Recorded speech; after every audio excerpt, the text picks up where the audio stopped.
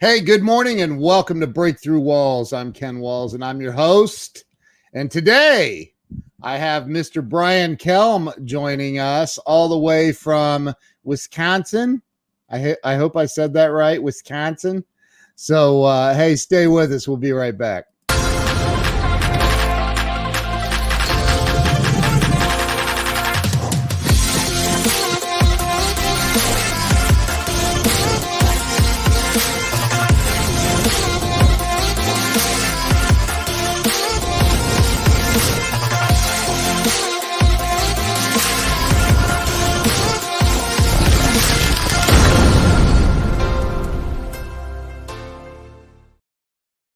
And here we are. We are back. I forgot to tell Brian to share this out during the intro video, but so his friends and family can see. But hey, let's just go ahead and bring the dude on. Brian, welcome to the show, man. Hey, Ken, thanks for having me. It's an honor. It took me a couple of weeks to understand and really connect. Like, really, he wants to have me on his show. So thank you for the opportunity.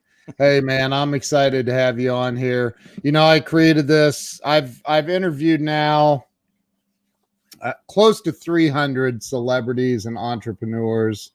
And I created this 2.5 years ago to help people have a breakthrough in life that are stuck.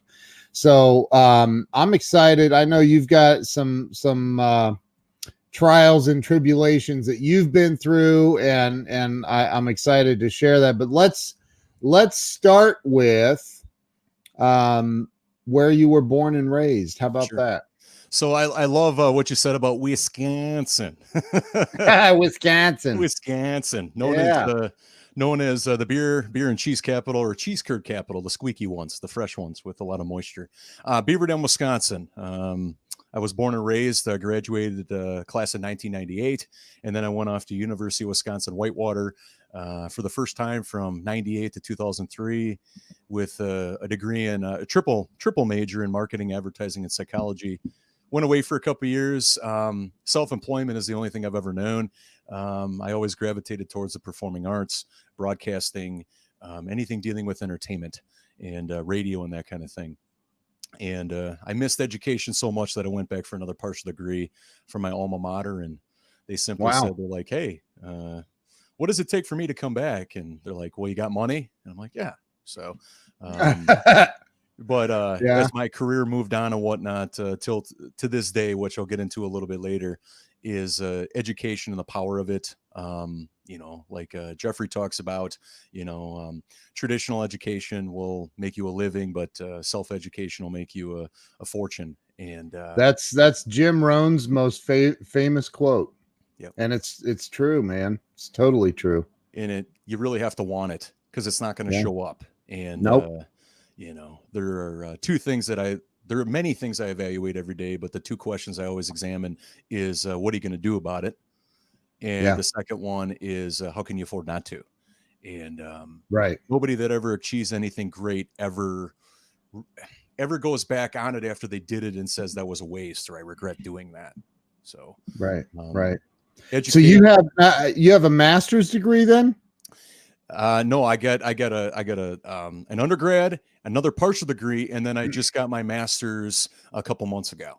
So you do have a master's. So what's your master's degree in? In something that people don't know that even exists is in wedding planning, wedding and event. What?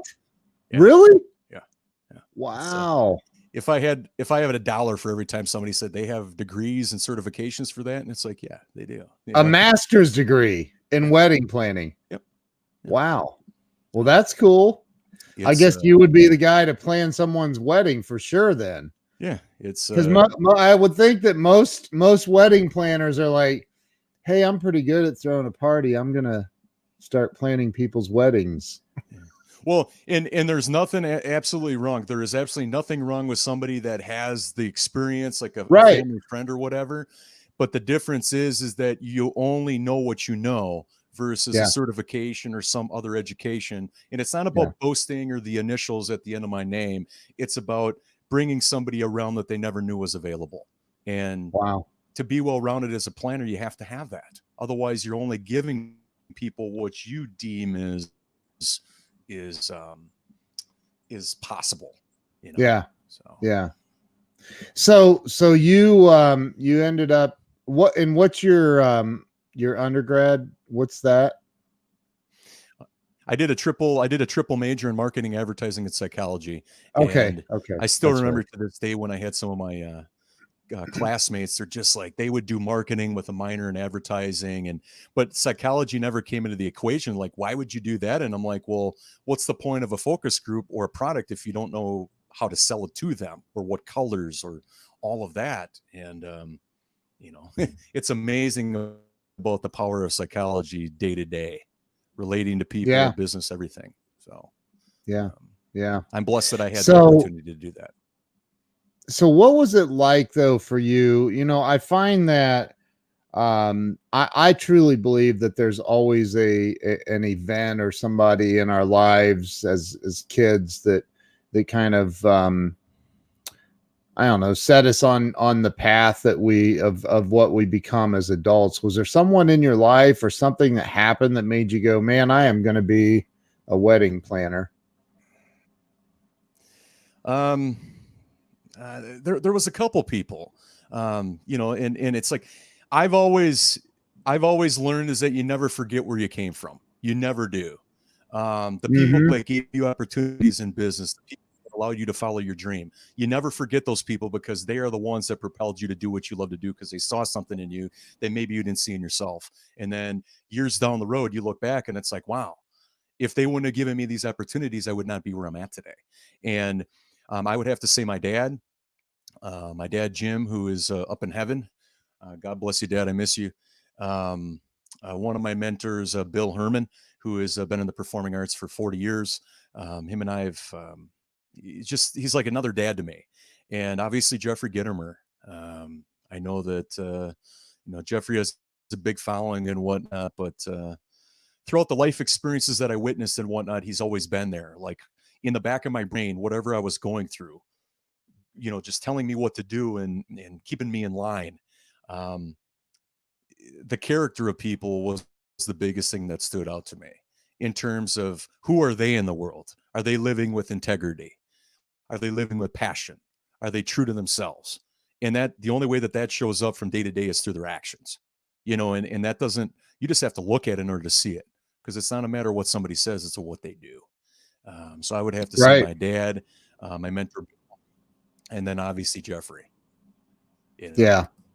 There are definitely others. My being is made up of everybody that has trained me, coached me, developed me, like yourself, Ken, through the Grow Live Academy. And everybody was a part of my development. So to exclude somebody would just be very selfish. Yeah, it's tough, but it's tough to recall everyone sometimes. I wrote about that in my book. I said, look, if I remember who taught me something or where this quote came from, I'm definitely going to give them credit. If I don't, I'm not going to Yeah. take credit for the quote unless I know for a fact it was mine, right? But I'll say I don't know where I learned this, but I know it was from somebody smarter than me. So that's okay to put it. I mean, it's okay, I think. But so look, you grew up Beaver Dam, Wisconsin. in Wisconsin. You had it sounds like you had a great childhood. I was an only child, and Oh, I got okay. into a lot of trouble when I was a kid. I was very mischievous. There's a reason why my parents only had one, because I caused them so much. Yeah. And but here's the thing: is that they allowed me to experience life, and then if I got in trouble through the law or whatever, then I had to deal with it myself. And Mm, that made a huge difference to me, because they were not the type of people that were willing to shelter me. And I learned about life. I learned the value of a dollar. I learned what it's like to yeah. treat people right, be kind, you know. And but I was like, in high school, I had 3 jobs besides Wow. maintaining a 3.0 grade point average in high school. So I What was were the never job? one that What were the was jobs? What were the jobs you were sure. Well, doing I in owned high my own school? business back then, which obviously was a little small portion of what it is now. Yeah. I worked at my local church as a custodian. Plus, I also worked as a customer service person at the local bowling alley. So Wow. it, how did I do it? I just, if I determined in high school that athletics was not for me, even though I was basketball, football, and baseball. Okay. Mm, But what I realized is that it's like, okay, for the future, I'm a business person. I need to help people. I want to make a difference in the world, whatever that might look like. And it's not going to be within athletics. It's going to be in somewhere else. gotcha. Hey, are you having an internet hiccup there? Because your video's been really blurry for a few minutes now. I don't know what's going on. Is it? I'm My not having any issues. okay. Yeah, it's just blurry. I don't know what's happening. But I can hear you. It's a little choppy here and there, but we're good, I think. We'll keep rolling here. Okay. So you got into a lot of trouble as a kid, which I can relate to that. And you but you get out of high school and you decided that I'm going to college.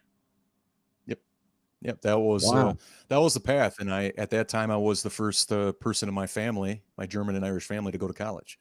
And Wow. Good for my you, parents man. were so proud of that moment. It was you know, and second semester freshman year, joined a fraternity, a social fraternity, not an academic fraternity. Mm. And in short, I experienced college to the fullest. I'm going to Hey, take some yeah. classes over, nightlife, Yeah. fun. Yeah. But given my life, though, I would not exchange it for anything, because that taught me lessons. If I failed the Yeah. class, I'd have to take it over. I'd have to change Yeah. my ways. No more drinking, studying, dean's list. Right. So, Right. So you get through college, you get out of college, and what happened then? You went and got a job, or you started your own business, or what happened? well, I started my own business when I was 12 years old. So that goes all the way Oh, back to 1992. so And you were in the same business after college? yeah. Oh, yeah. Wow. But then with business school and all of that, it just elevated my abilities to know what business is all about on a larger scale. Mm, Um, to appease my dad, I worked for IBM out of college, and because they paid for some of my college, and I hated it. uh, it's amazing how deceptive the business world is, where they bring you in and you think that you're doing this job, but then all of a sudden they change it on you, and now you're doing cold calls and all of that, which is not my deal. And the products are misrepresented in terms of what you're doing. It's all a database and all that, which is it was just very deceiving and very dishonest in what they were doing, and I hated it. But I did it to yeah. please my dad. But then after I was done with that, I'm like, screw it. I'm committed to doing my business. I'm committed to being solely employed, and that's just my world. I've always been in that business to help other people, but do it on my own terms. How Help other now? people out. How long did you work at IBM? About a year and a half. Okay. There was a Super Bowl campaign that I was a part of, the marketing, the digital and the video TV marketing for it, and advertising. But then my role changed. I was hired for one thing, then they moved me to something else, and Okay. it just wasn't my thing. And I know my dad Yeah. wasn't happy, because the vision my dad had for me was different than the one I had for myself. And I know that I hurt him to this day, unfortunately. Did you well, did you keep your business going while you were still at IBM, or Absolutely. Oh yeah. Yeah. Yeah. I still continue to do events, hone my skills. Um, Back in 2008, one of my um, longest standing customers that I've been, I planned with them for 26 months. Mhm. They have the benchmark in terms of how long I plan with a couple, and that's been 26 months. And Wow. I remember the bride Amanda telling me, she's like, Brian, she goes, you planned our wedding, and you also entertained, you are a master of ceremonies, but she goes, I'd really like to see you get certified. And that was back in 2008, when what I thought I was being reserved for is different than what they perceived I was reserved for. Yeah. So, um, that spoke to me ever since, to be like, I have to honor that request. They're telling me this. They want to see me succeed with this, so I'm going to do it. And ultimately, 4 years later, it actually happened the first time.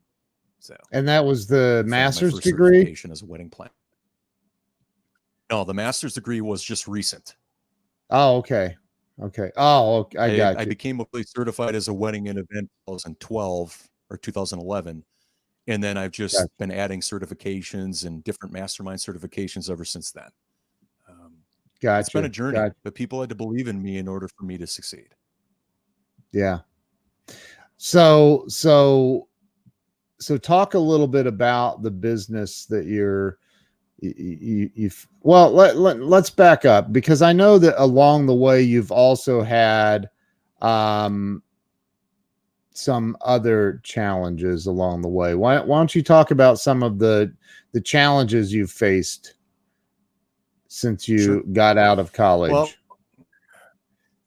Well, there's the first one was near death experiences is two that I've had. One more critical than others, and then there's been heartache along the way, which I'll get into. So the first one, I was 13 years old, and it was my birthday weekend, and we were at my parents' cabin at the time. And I've always had a fascination with with fire and fireplaces and all of that, and wood burning fires. And my parents always said, like, if you test the bees, ultimately gonna sting you. Well, that weekend over my 13th birthday, it was nighttime, and we gathered firewood, and I tripped over a log, and instead of my face going in the fire, was actually my hands to brace my fall. And the coals were blue, and to anybody that knows the color blue in a fire, it's the hottest color that you can get. And that was not as near death as the one that happened, the most recent one. But it was a sign to me that it's like, okay, going too fast. You need to slow down. And there was no damage, no nothing like that, no nerve to my hands. There was no scars. That was the first one. The one that still impacts me Wow. today that really changed my life was back. Go ahead. Go ahead. Well, let's back up for a second. So you fell into a fire? Yeah, I tripped over a log.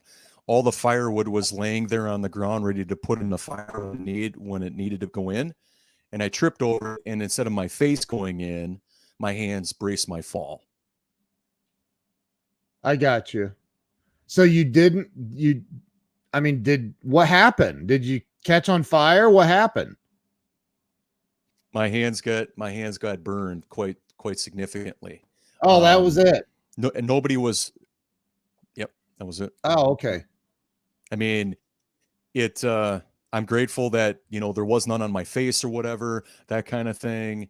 I didn't know at the time really much more than, like, okay, don't, what your mom says, don't do it, right? Like, if she says to stay away from that, don't do it. And sure enough, then it burned me, Yeah. literally. And Yeah. you know, some may say it's not a near death experience. It could have been a lot worse than the way it was, with skin grafts and all of that. Um, but Wow. it was, and being 13, I only knew what I knew, at that time. Yeah. Wow. So what you said, there was another experience that you had Yep. what was that? In 2009, 14th of 2009, I still remember it as much as I can. I fell asleep in a vehicle, and I hit a tree at approximately 60 miles an hour. To the left of me Oh, was a gas line in the ground. To the right of me was a house. And wow. to this day, I've had people ask me about the moment, and all I do remember being cut out of the vehicle. And to this day, I should be a corpse. And I say that not to freak anybody out or make them twitch or anything, but it's been a journey of really looking at what life is all about, and things that might be perceived as the biggest thing in the world right now, but in essence it's really petty compared to where where things could go in somebody's life, being terminally ill or whatever. um, Right. all that I do remember is being cut out. They extracted me from the vehicle. To this day, I'm grateful I wasn't cut by the glass from the windshield or that the engine compartment didn't blow up because I had seatbelt on, and I saw my dad was not very fluid with with point and phones back then, but he found my phone, or excuse me, my camera on the ground, and he took some pictures, and he didn't know if he did it or not because of the damage of the camera. And I saw Wow. pictures of the wreck, and my front seat was underneath the engine compartment, if you can believe that. Jeez. And I erased those pictures immediately because there was only 2 of them, because I don't want memories of it, but it still gives me goosebumps from time to time. That it's like, Wow. wow, I survived that. And Did you break any I did not bones? have to have surgery. Yeah. Yep. I broke 2 ribs on my left side and 3 broken bones on my left foot and no surgery, but crutches for 6 months. So I skirted away from that with a lot to be grateful for. And Wow. sometimes So, life shows up in such a way where, go ahead. well, I know I've had a friend of mine on the show, Sherry Ame, that she's been on the Dr. Oz, and she's been on all these TV shows because she had a near death experience that she died. And normally, like, when somebody's talking about an NDE, they actually died and left their body and they remember that. Was there anything like that occurred, like where you left your body and or do you remember any of that? Yeah, there was a couple moments where I saw the pearly gates, is what they call them. When they took me to the first hospital, they couldn't, they had to transport me immediately. Until I got to that hospital, I didn't know if I was going to live or die. And Wow. but there was moments, and it's not like they all came at once. They came, like little moments here and there, right? Yeah. When they extracted all my clothes off me in the emergency room, and they had to pop my left toe back into place because it looked like a hinge, like this, like a hook. Wow. They didn't know what they had until they did MRIs and CT scans. And still to this day, I'm blessed to be alive, but there's been some things that I've had to endure and overcome with therapy. And I got away without passing away, but there's always repercussions mentally and physically, which I found Yeah. out, and I'm still witnessing to this day. Yeah. So, And how old were you then? I was 26. Wow. Yeah, I was 26. Wow. Yeah.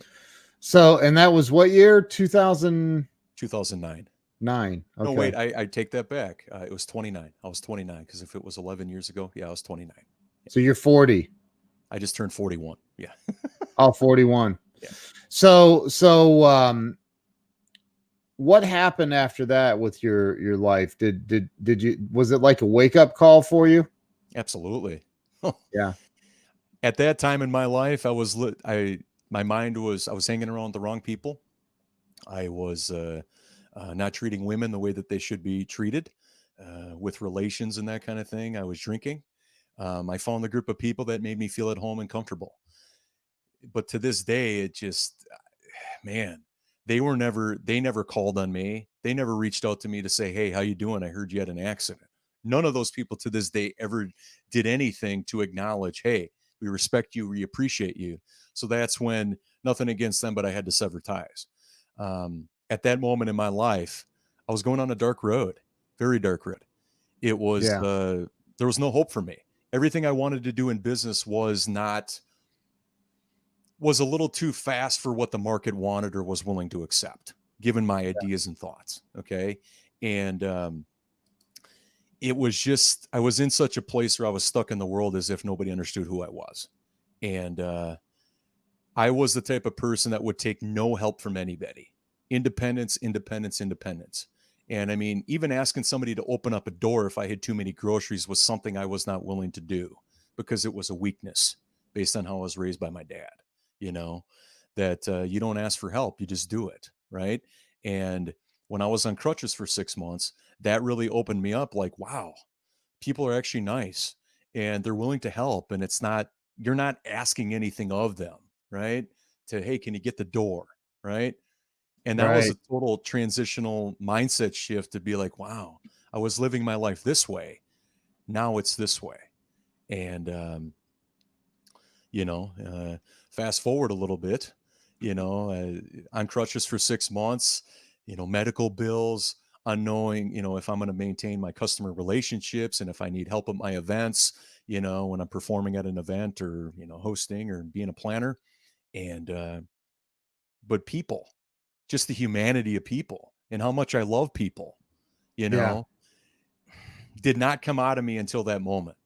Did not, in Wow. that whole experience. And just the outpouring of love, and to know petty matters, as I call them, like if people are stuck in traffic or if they don't get a business deal or whatever that might be, it's so petty compared to what can happen when you don't know if you're going to live or die. And Right. I had somebody a long time ago ask me, they're like, how do I get the lessons that you got without going through what you did? And I'm like, I don't think you can. I don't think you can. Yeah. And every time I see somebody that got in a car crash, or I still have the physical manifestations of when I hear a car crash or when I hear an ambulance, it just makes me cringe because it's still there for me, Yeah. I remember when I was going to an event in downtown Milwaukee, I saw Miller Park off on the right-hand side and I was in the middle lane of traffic. I think it was 2014. No, it was years before that. But I was in the center lane, and to the left of me, all of a sudden, boom, I hear this car crash into the back end of somebody else. And it just made me jump because those manifestations and just the physicality of what I endured are still with me. And I don't know if it's a reflex or whatever it is, but it's just make me a lot more sensitive to, especially in the Midwest and snow and all of that. Yeah. I take it slow. Like my life is worth more than somebody that has to get somewhere, and they're probably going to waste it anyways when they get to wherever they're going. So now, so in your main business, you do, I can't move for just a minute. Let me see your whole backdrop there. Master of Ceremonies, certified wedding and event planner. So what is Master of Ceremonies? What's that? A Master of Ceremonies, the easiest way to say it is that, have you ever seen, any of the Academy Awards, Billy Crystal, Ryan Seacrest, any of that? Is that I try not to watch that stuff, but I know what you're talking about. Or Tom Bergeron, Yeah. Is that they're the host of the event. They're the ones that are there to narrate the action, to keep it moving in a way, but not making it about themselves. Yeah. With comedic humor, they're there to direct, they're there to organize, but they're not there to make it about them. Yeah. Got it. Yeah. So you do, like what kind of events do? You do weddings, obviously.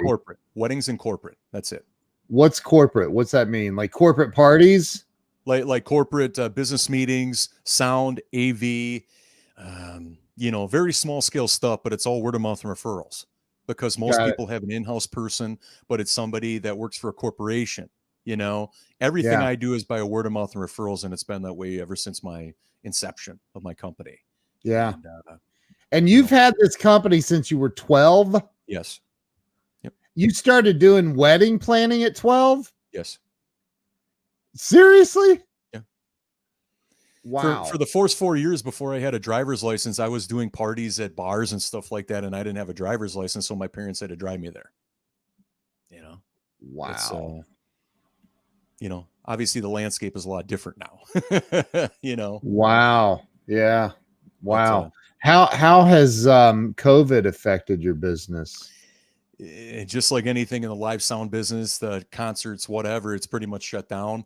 I've been fortunate enough to not have any cancellations, where I had to return monies.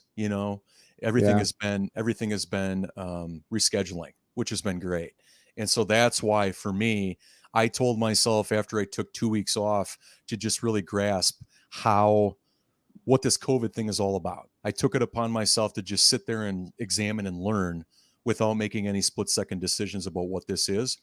And I told myself I want to feel like I'm shot out of a cannon in my development, my learning, being a sponge, You know, Yeah. obviously Jeffrey's Insiders Group, Scott McCain's programs, you know, Grant's got some stuff. I did one a couple weeks ago on communication skills, and I'm being a sponge, you know, because how Yeah. can you afford not to? And Yeah. I think that that's a huge thing to overcome, where somebody, they're looking at something and they're finding all the reasons why not, versus just do it and then look back at it.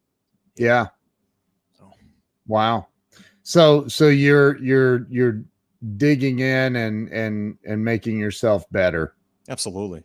You know, Greatness. if Second City can do improv classes virtually, there's really not much that can't be done. You Yeah, know, right. Right. and you know, like you say on your lives and whatnot, to hone your skills on video.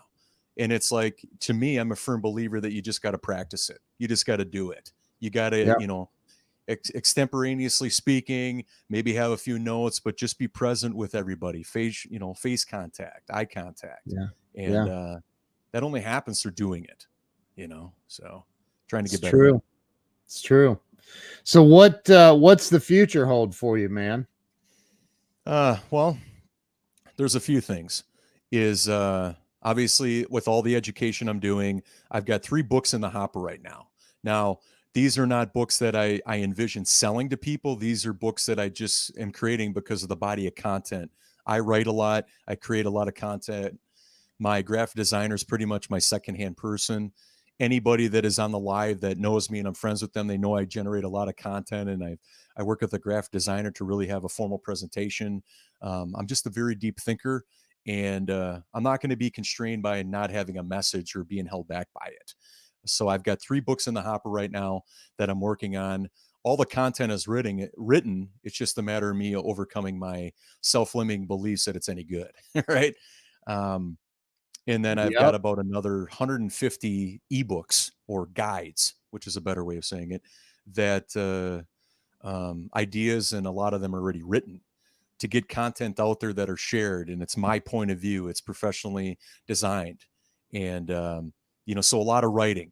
And plus, I'd really like to be a very big force when it comes to virtual presentations, live streams, interviewing people, and really honing my performance skills more than they are. So, but I'm always a student. You never arrive. Right. Right.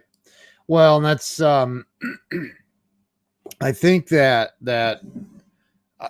uh, let's talk about those 3 books that you said. Yeah. Why wouldn't you sell those? Why wouldn't you put those out? The reason why is because they're, I guess maybe I just have a short, you know, I'm short sighted in that, is that it's, to ask money for something is just not in my nature. It's like give and give and give. Um, you know, because it's like, I was talking to somebody last night about, like, who would I have write a forward? Who would I have, you know, review the book? And it just seems to be very daunting if I elevate it to that level. You know, if I get a publisher, if I get all of that. Yeah.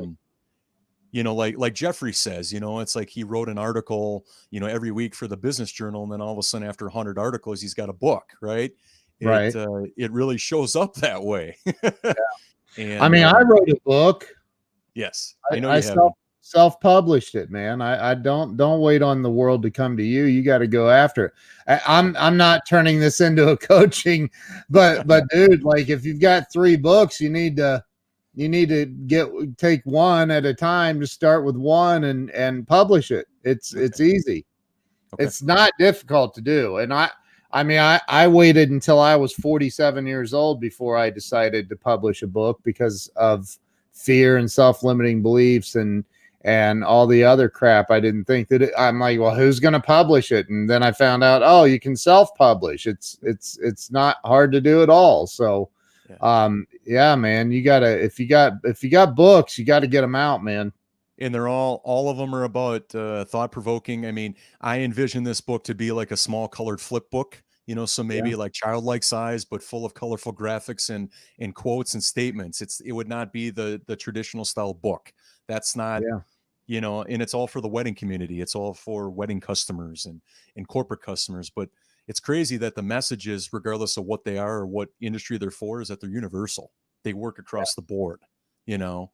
So, and I'm a firm believer, after hearing, Jeffrey with his gold coin and the elevator speech or whatever, Yeah. the ultimate sign of a business card is when you can hand over a signed book to somebody. And upon Yep. hearing that, that just blew me away.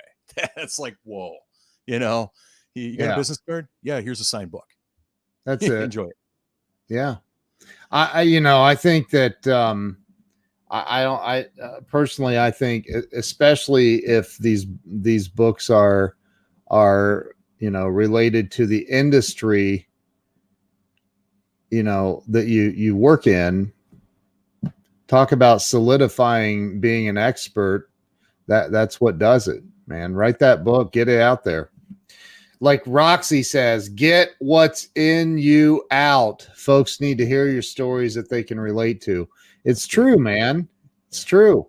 And here's the thing. I published my book, and I'm like, I truly don't care if anybody buys one single copy of this book ever. Don't care. Because 99.9% of the world will not publish a book. And I can say, hey, at least I published a book, and then it became a #1 bestseller. So, which was icing on the cake. So you got to get your book out, man. Yeah. And I mean, Scott McCain on one of his lives, when he had a segment where I brought it up, when he does his live stream every day, is that he goes, hey, the one thing that you can't control is how they're going to react to it. But if you don't put it out there, there's nothing to react to anyway. So, amen. Scott's my buddy. You know that. That's awesome. You got to get it out. You got to get it out. Ron said, I thought the content was the hard part. So look, like, dude, I get your book out. I'll tell you, when I made the decision, I was writing a book. I thought I knew inside I needed to set a date for completion. And I remembered hearing Grant Cardone tell a story about how he wrote his first book in 3 hours. I was like, if he can do it in 3 hours, I'll set mine. And I was going through a lot, moving and all this at the same time. And I'm like, I'm going to set it for 7 days.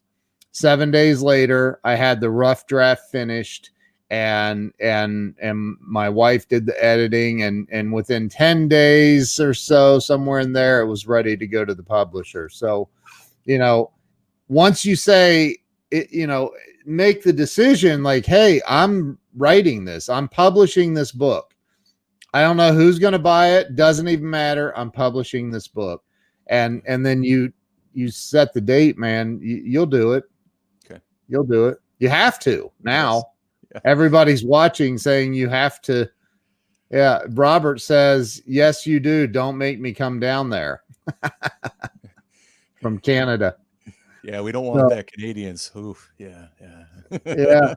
Ron. Yeah, those Canadians, man, they're a military superpower. Yes, they are. Ron said he'd buy all 3 of them. Oh. Joe says, so you broke through the wall of book writing. That's good. Yes, that's what we did today. Brian is going to write his book and publish it. Finish writing it, get it published. Let's roll. Look, Mark Gassard, everybody's saying, dude, publish the book.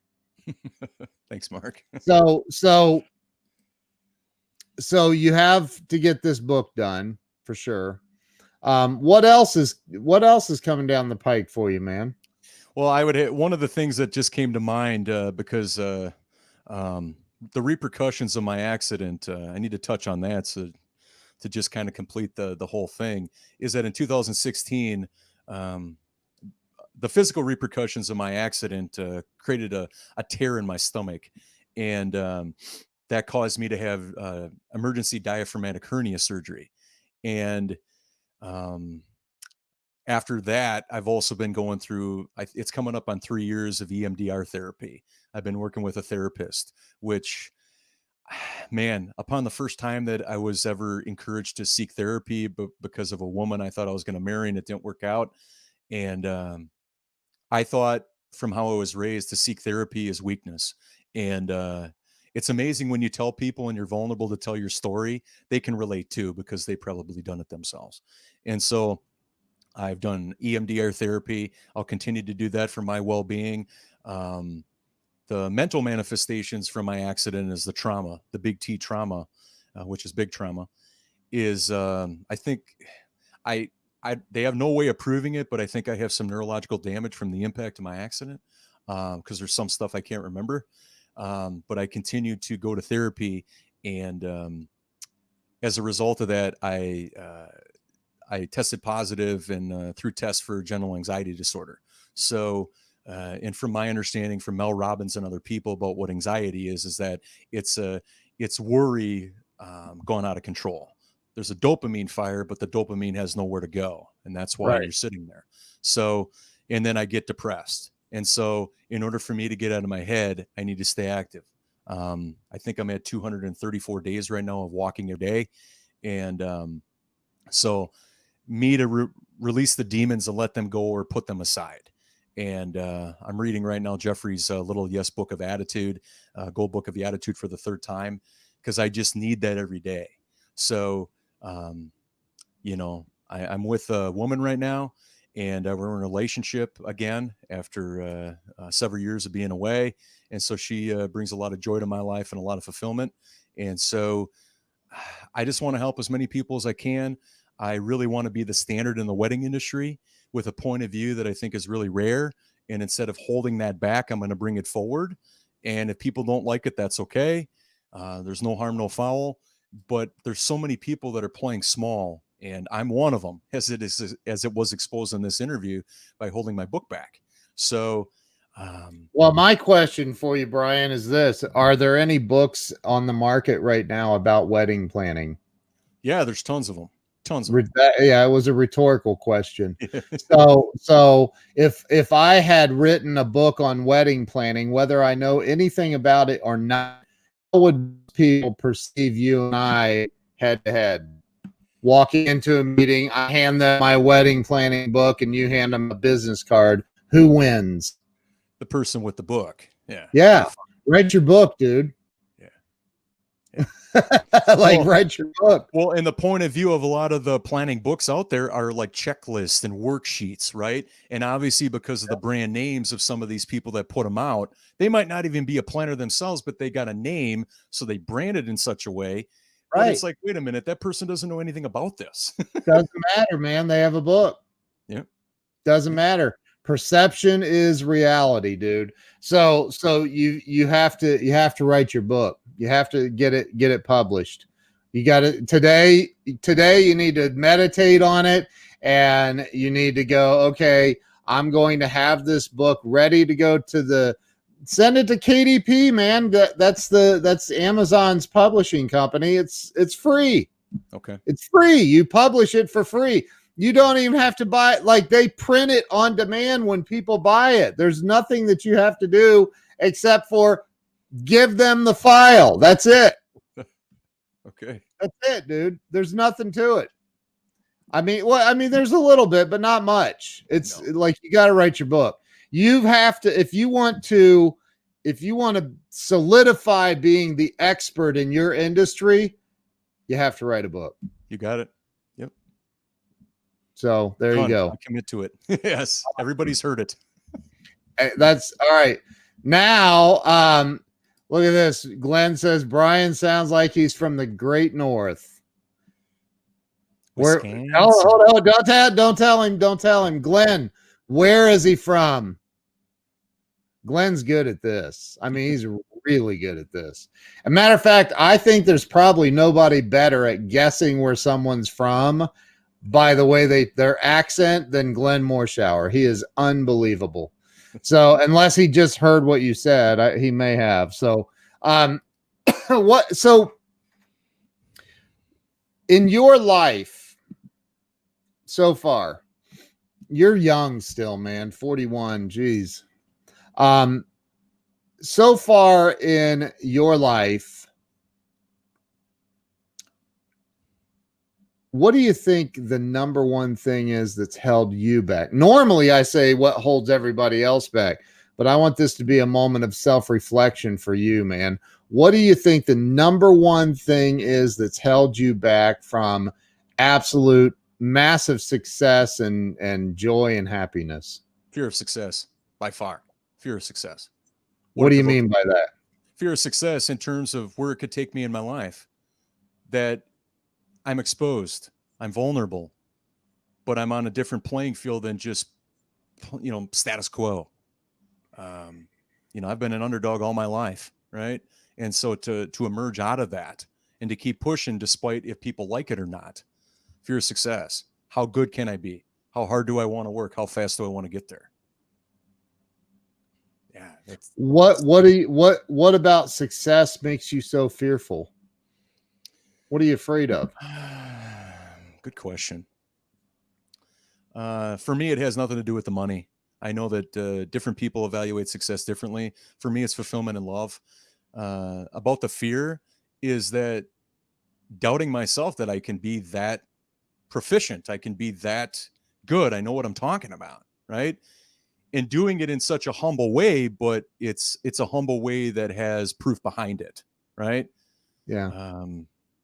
I've always been a humble person, and ever since my accident has spoke to that a lot. And actions are where it's at, because otherwise analysis paralysis kicks in. So I think the humility behind it, but it's like, okay, you can be successful and humble at the same time instead of them being mutually exclusive. I think that that's the biggest hurdle for me. Canada. Yeah. If it's the U.S., either Minnesota or Wisconsin. I've had people say Canada before. Yes. So where are you from? Wisconsin. Dude, do you have like a huge bowl of cheese curd sitting next to you right now? I do not. No, I have my water and an energy drink. Play, man. So, hey, Brian, I appreciate you coming on and sharing your story, your vulnerability. I think that everybody on here that knows you, because you're in the same circles that I am and everybody else watching, and I can tell you that in my personal opinion, I think if you would get your foot off the brake, like Grant Cardone says, when you find yourself going through hell, stomp on the gas, man. It's time to get, and I'm not saying you're going through hell. I'm saying get your foot off the brake, write your book. And like Glenn says, he sold the best book ever written on humility. Oh no, that's funny. So, get your book written, dude. It really will. I promise you, it solidifies you. It makes you, it gives people who are getting ready to hire you or talk to you about, like, they're like, oh, you have a book. Wow. You are an expert. It's crazy, man. Right. So write your book, dude. Write your book. I'm on it. I appreciate you coming on. I appreciate you being here. Thank you to everybody who's been on and shared this out. And Brian, what's the best place for everybody to follow you? On social, Brian Kelm. My business page is Brian Kelm Productions. And then on Instagram is Brian J. Kelm, or Brian Kelm Productions Official is my business part on Instagram. So. Awesome, dude. You rock, brother. Thank you for coming on. I appreciate it. My pleasure, brother. Thanks for having me. Honored. You guys have a great day. Thanks so much.